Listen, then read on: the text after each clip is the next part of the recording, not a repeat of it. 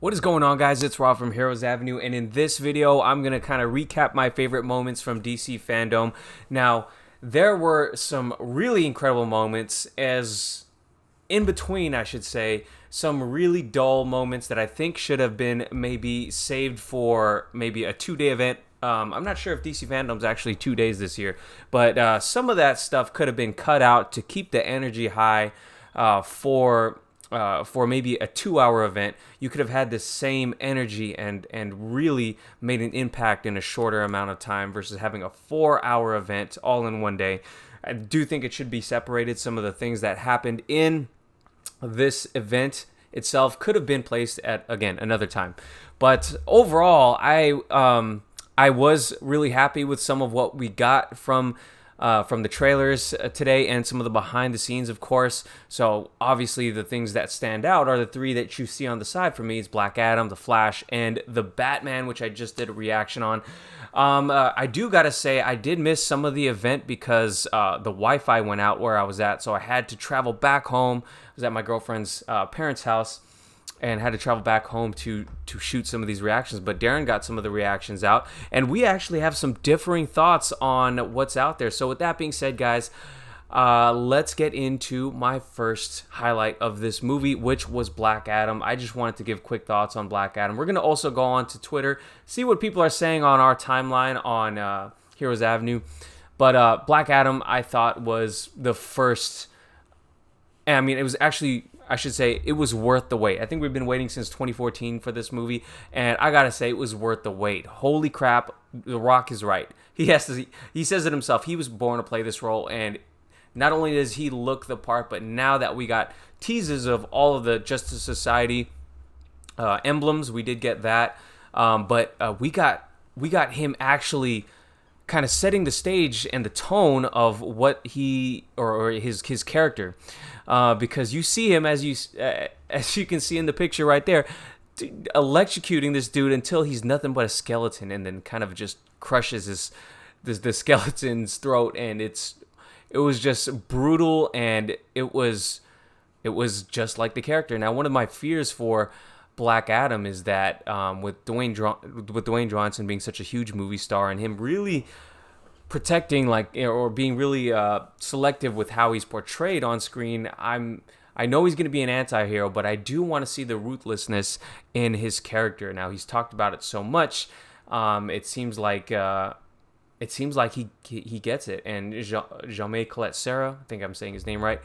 Whatever I saw in this very very short teaser, it just looked amazing. Again, anyone could make an action sequence that looks amazing, but at the end of the day, it's the story that counts. So the behind the scenes was awesome. I really enjoyed this, and I think it's something that's a really big highlight out of here. Now, some of the other cool things we definitely saw was behind the scenes for Shazam, which was cool, and Aquaman, which is just starting to film. So I did love the Black Manta upgrade that we got, and Arthur in the blue suit was cool too. But really wanted to focus on the Flash, because I think this is where Darren and I differ in opinions, because I thought the trailer was okay. I was really excited about the trailer. We'll go into this stuff later. But the thing is, his suit, it looks pretty amazing in some images, like the image you see here. It looks pretty sick. Kind of looks like Injustice inspired. But there's obviously the scene where you see his face in full, and it just looks like the helmet is way too big, and it kind of takes you out of the trailer just a little bit. Here's our boy Film Gob, who obviously there's a whole host of people, the worst of the worst. Obviously, you play on the line from Zack Snyder's Justice League, and yeah, the what's it called? I can't find the picture of his helmet, but I thought, yeah, it was very blocky. It didn't look like it fit him right, and it just looked like a downgrade from the Snyderverse suit, at least from what we've seen so far. I'm not ready to judge the movie on it based on a suit. But there were definitely interesting things that had people really conversing. This was one of them right here. So that tease that we got from the director, Andy Muschietti, from before, was actually the second Ezra Miller, the second Barry Allen, who kind of spray painted his logo onto an old Batman suit. So again, there's a lot of, I mean, and then you could see Sasha Calle Supergirl on the other side of that, in the main images, or in the trailer, I should say. But overall, man, I thought it was okay. I thought it was okay. You know, it was just a teaser. Of course, it was really cool to see Michael Keaton's Batman from the back. But yeah, I thought we were gonna get more. I'm not gonna lie. I thought we were gonna get more. We've seen behind the scenes footage of this right here, them filming the house with the smoke. So this was cool to see a little bit of him saving his mom. And then the cowl is what also the cowl that was on the floor. It looked like someone had died right there. A lot of people thought it was Batfleck, but apparently people really looking into it said it was a Keaton's cowl. So that was a little controversial right there. But again, you can't judge the movie based on a little portion of the trailer. This is what I'm talking about right there. If you really zoom into, let's see if I can zoom in. I don't know if that worked. If you really zoom in, it just doesn't look like it fits quite right. It's not terrible to me. Some of the shots and angles you see when people zoom in on that, I could see what they're talking about, how it really is off-putting. Now you see the second Ezra Miller or Barry Allen saving, probably after they save Sasha Calle Supergirl, and then this is where we get the flash ring in there, and this shot of that suit looks pretty sick. And then he's probably asking Michael Keaton's Batman if they're in. Would have loved to see Ben Affleck in the trailer, of course, and yeah, it was or the teaser. It was an okay teaser. It was okay. I thought I was going to be blown away by it. And I made a video the other day where Barbara Muschetti liked a tweet about Superman making a cameo. And, of course, got my hopes way too up there in terms of maybe getting a little glimpse of the cameos. But, yeah, again, it's still in production. I think they just finished shooting for the most part. So, yeah, that's my thoughts on The Flash. And, of course, we got a little bit of news about the Batgirl, how the Batgirl is going to have a cowl and going to have red hair. And earlier this week, the directors said that the real Batman is going to be in this movie. And, of course, there was a lot of people talking about what the real Batman is. Of course, if you think about it, just usually the most simplest case is proves to be true. Occam's razor. It's going to be Ben Affleck. And I'm excited for Ben Affleck to be in that movie. Yeah, and then obviously the best for last, like I said in my last video trailer reaction, the Batman. What an incredible trailer! We got some awesome behind the scenes footage for the movie as well. So we got a lot. We got a good 15 minutes of footage from the movie, and let's just go ahead and check out what the internet is saying about this. So. So, Terry Schwartz says, insert, I watch Batman for the plot meme here. The plot. Okay, we've got Andy Serkis. Congrats, giving a congrats to Matt Reeves.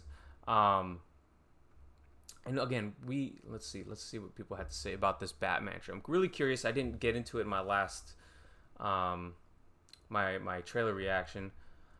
But let's see what people are saying.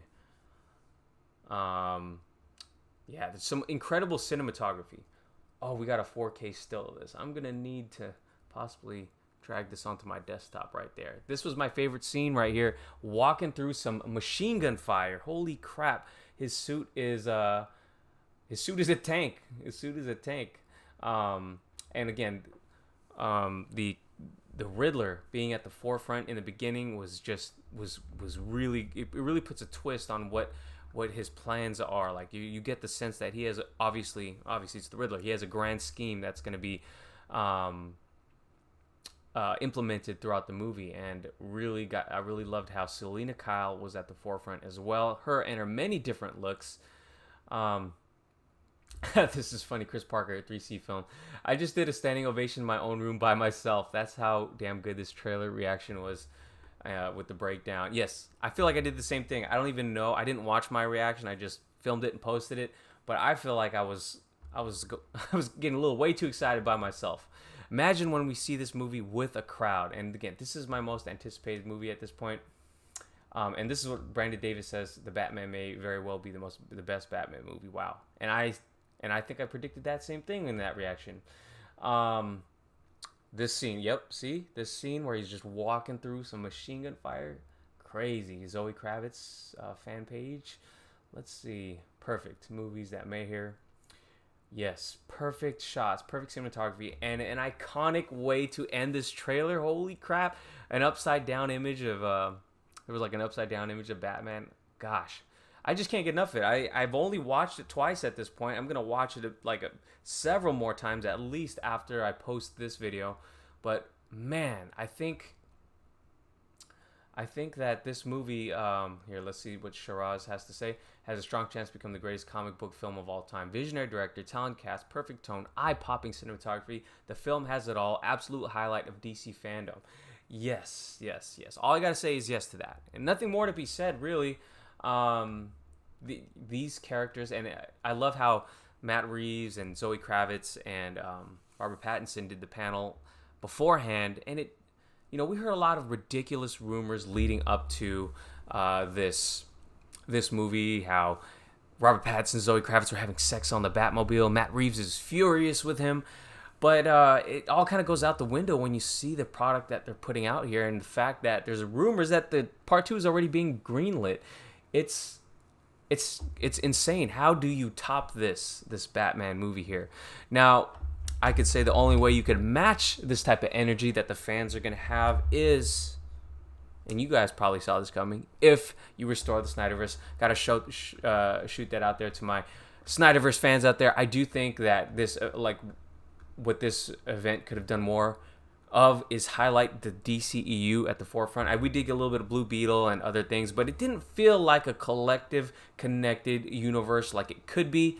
Obviously, Batman is off on it doing its own thing, and that's great, but some of the other DCU films, they didn't feel attached, and they should have focused on that, I think, for this. And I think, give us a bone, throw us a bone later on. Restore the Snyderverse. I'm still calling for it. Yes, I know some of you guys probably think I'm insane, but I still want to see the Snyderverse continue. And I want to see these movies be successful. I want to see Ray Fisher get rehired. I want to see all this stuff. I mean, some of it may seem contradictory, but man, yeah. So overall, guys, I thought it was a pretty good event. I thought it was a little too long. I thought it could have been shortened into a 2-day event. And again, I'm not sure if there's even a second day because I was looking forward to just these trailers. Some of the game stuff is cool too. I'm, of course, going to get the games. TV shows, they didn't really do much for me. Titans didn't even hype me up anymore. I'm done with Titans. It's just too ridiculous. But let me know what you guys think. What's your overall thoughts on DC fandom? What was your favorite trailer coming out of today? And did any of them disappoint you, or did they overperform for you? Let me know in the comments down below. Thanks for watching. I will catch you guys during the week. Have a good one. Peace.